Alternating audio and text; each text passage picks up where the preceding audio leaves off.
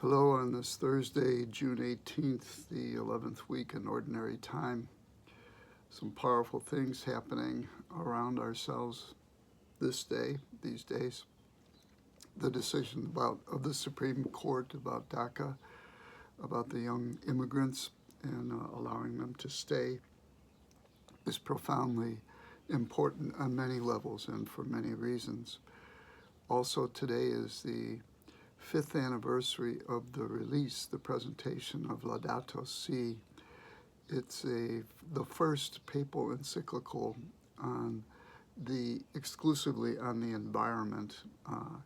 It was put out first on May 24th, the Feast of Pentecost in the year 2015, and on this day it was released to the world. Extremely interesting to note that the Benedictines have donated $42 million to promoting the things that the encyclical are calling for in protecting the environment and being good stewards of our good earth.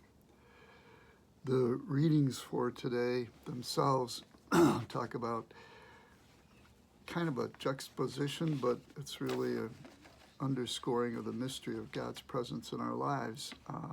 The reading from Sirach talks about Elijah, the great prophet, and the amazing things that he did, the incredible things that God did through him.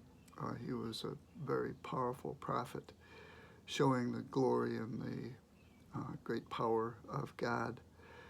And the reading today from the Gospel talks about the Lord's Prayer.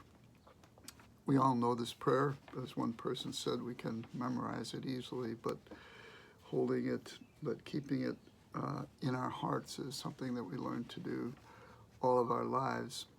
One of the most powerful parts of the Lord's Prayer is spoken about by Dag Hammarskjöld in his own reflections.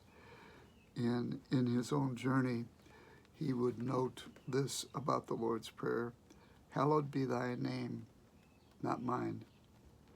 Thy kingdom come, not mine. Thy will be done, not mine." And St. Augustine's response to the Lord's Prayer: what we ought to pray for is in the Lord's Prayer. What is not in it, we ought not to pray for.